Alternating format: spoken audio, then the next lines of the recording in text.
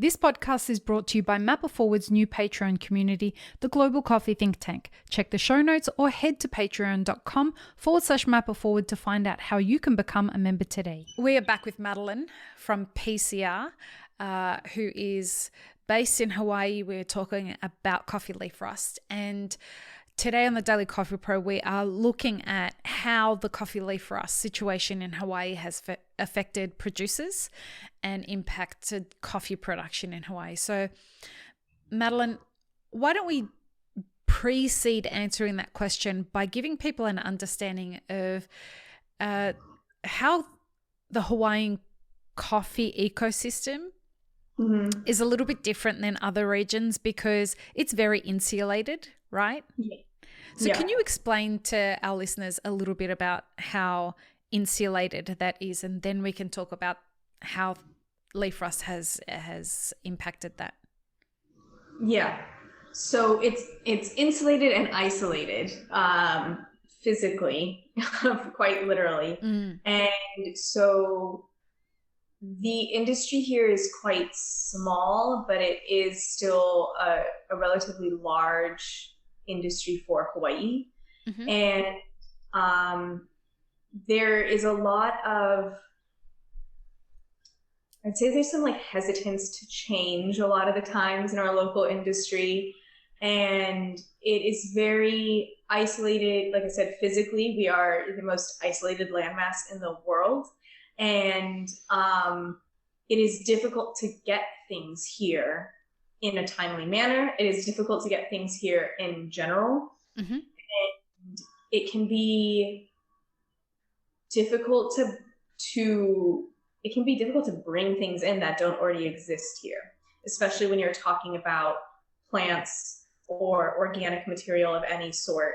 And so a lot of the stuff that happens in this industry is amongst what already exists here.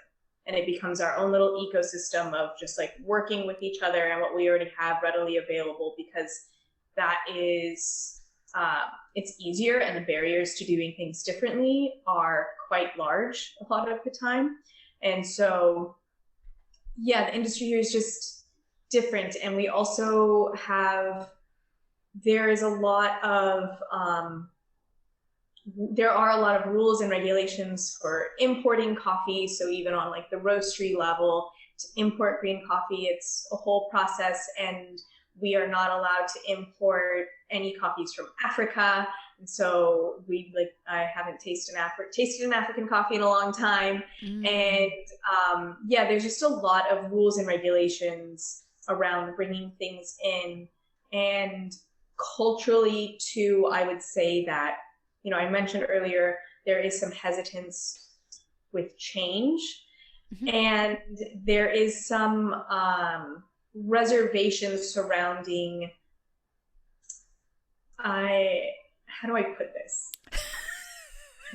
Like wholly trusting and welcoming somebody who is not really part of the community.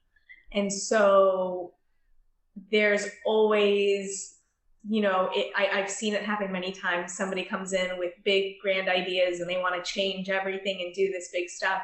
And even if they might be good ideas, if they haven't spent the time to actually get to know people and get to know the lay of the land and the culture and the pace and everything, the way that we communicate and all of this stuff, those efforts are really kind of squashed, or maybe just like not welcomed in the community. And so like you haven't earned the right to have a voice yet. Yeah. Or you, like, who are you to come in and start trying to do all these big things? Like, we don't even know who you are. Or, we haven't had time to talk yet. So why am I also going to trust you too? Yep. You haven't taken the time to reach out to me, to talk to me. So why am I going to trust you and like just be on board with this big thing that you want to do?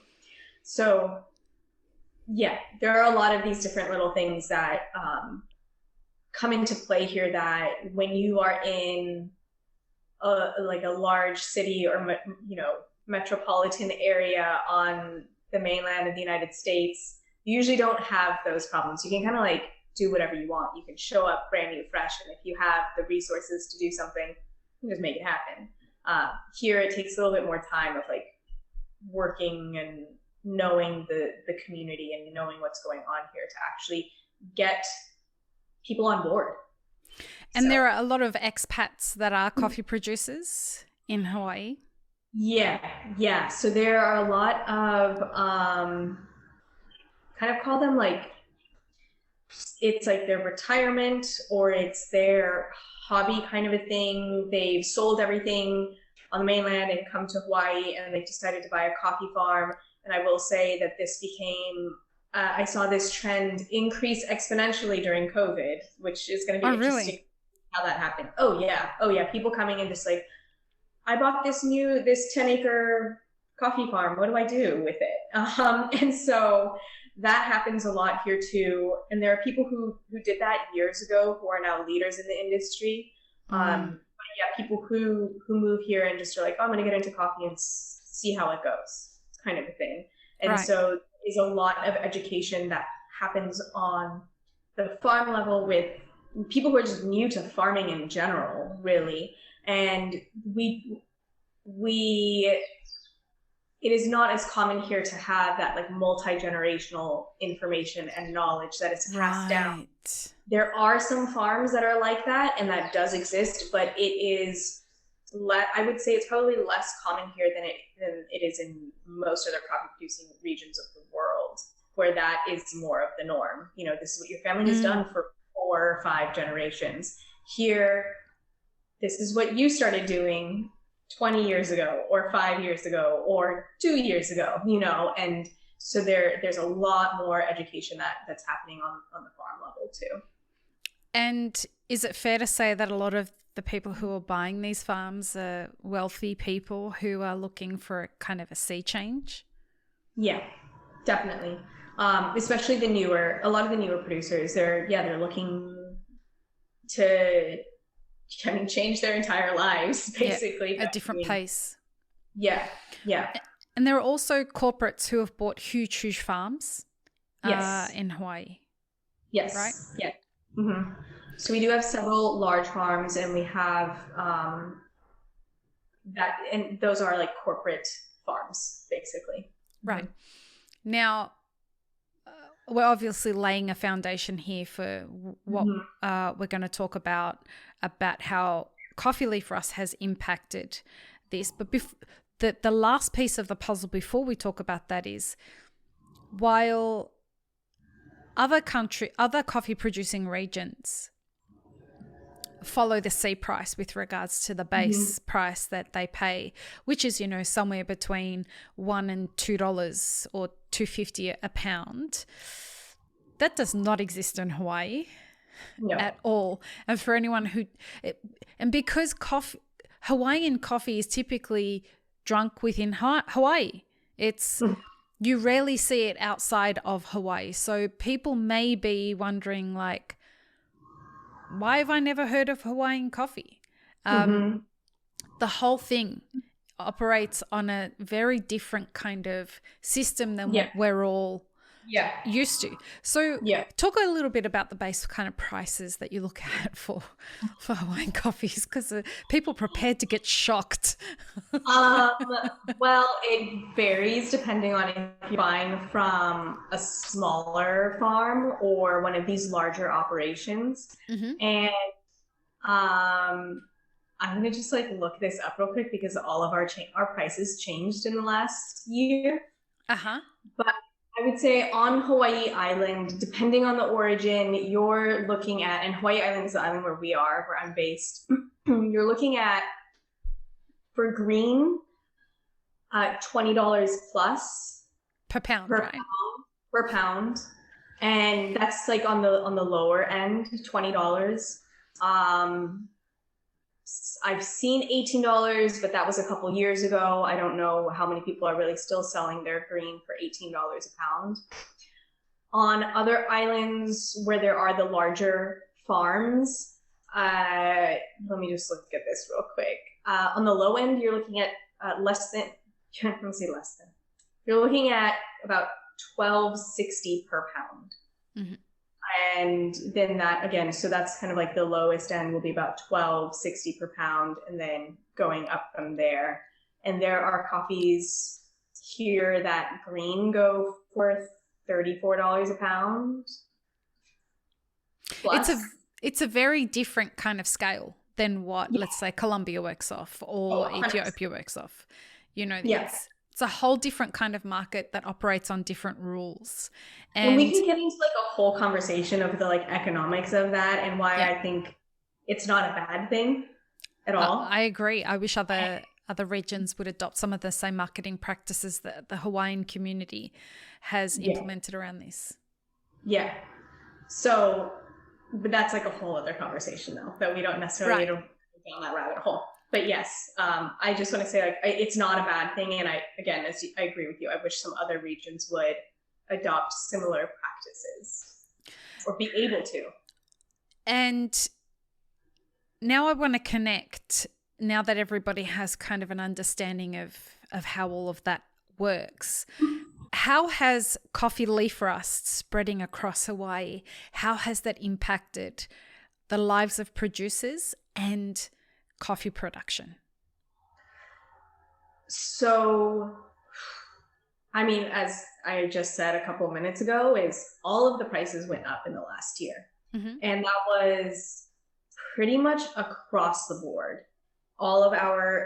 Every farm basically raised their price for green coffee. In some cases, they raised their prices by 30% or more. Wow. Huge jump.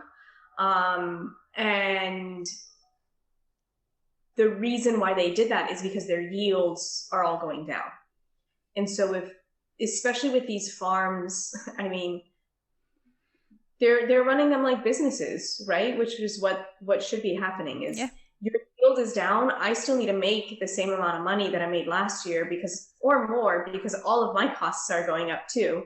So maybe I have 30%, less production. My prices are going to go up. They have to go up then. And so this is what we saw really across the board is everybody's prices went up. We saw they went high. The prices went higher or were raised by a larger margin on farms that were impacted at a greater level. So ones that had higher rates of coffee leaf rust that were really experiencing lower projections and already experiencing lower yields, their prices went up by a much more significant percentage compared to ones that were like, oh, it's manageable. It's only in like this one little part of our farm. It hasn't really impacted us at all yet. We're not that concerned, but we're still now spending more money on inputs. So we're having higher expenses. We need to raise our price. And that is the reality of the situation is that yields are down here. I don't really think we're going to have some good comparison numbers for about another year, truly, just because this last harvest season was the season where people were still kind of like managing around it, right? And figuring it out and stuff. We might already have some numbers on these larger farms. Again, they have kind of like the manpower to get all that information out there. But on the smaller farms, we don't have that data yet. Mm-hmm. And I do expect in the next year that we'll see those numbers that are published by the Department of Agriculture show a significant decline in yield. Just through like word of mouth and what people are talking about, there are some farms that have basically either just stumped their trees because they're like, this is the one method I know that I can at least do right now to avoid this, at least for now, and maybe just take care of the health of the trees. So stumping is a pruning method. And instead of just stumping every third row, I know a couple of farms, they just stumped their entire farm. So they're like, I'm not going to have it for 2 years. And that's my decision that I'm making. I'm just not going to have production for 2 years because that's what I can do right now. And that's the decision I'm making. I was actually just on the phone with a farmer earlier today where instead of pruning and stumping just every third row, he did 50% of his farm. So again, he's now having his production and his yield will be down. And there are some farms that, I mean, that's what they're doing. You're seeing them stump, or there are some people who are just getting out of the game completely. I know more than a couple of producers who have just been like, okay, my property is up for sale. I'm done. The writing's on the wall. Yeah, or like kind of like I'm getting to that age too where it's already becoming too much for me to take on. I don't have kids who are taking over this business. I'm just gonna sell, and the next owners can do whatever they want to with this, whether they want to keep the trees or not. Like, it's up to them. Is the thinking of to stump every third row? Is the thinking that the further the plants are apart, the less likely they are to be able to spread the coffee leaf rust from one tree to the other? Is that the idea behind that? Yeah. So typically that stumping pruning method every third row is just one of the methods that is used here. It's a breaker. Sorry? It's like a breaker. It acts as a breaker between from one. And it's you want to regularly prune trees, right? You want to regularly prune the plants. And that method specifically, folks find that it helps them with farm management techniques. It's not just with a fungus like coffee leaf rust, but with other pests like CBB, which is coffee berry borer.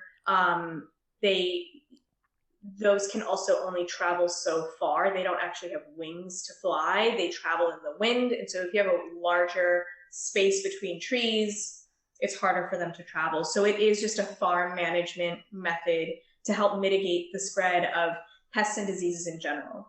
And so, increasing the amount of stumping that you're doing. So this farm that's doing every other row, 50% of the crop, again, it's to like at least give more space between more trees or between these trees to then hopefully curb the proliferation of rust. Right. So why don't we head into the next episode, and in the next episode we're going to talk about the flow-on effects of all of that onto the consuming end of the supply chain and the value chain, because they sound like they're vast. So let's cover that in the next episode. Cool. Yeah, great. Peace, love, and peanut butter, everybody. Have an amazing rest of your day. Thanks, friends. If you enjoyed this video, here's what you should check out next. Consider supporting Map It Forward on Patreon, and be sure to subscribe and hit the notification bell before you leave.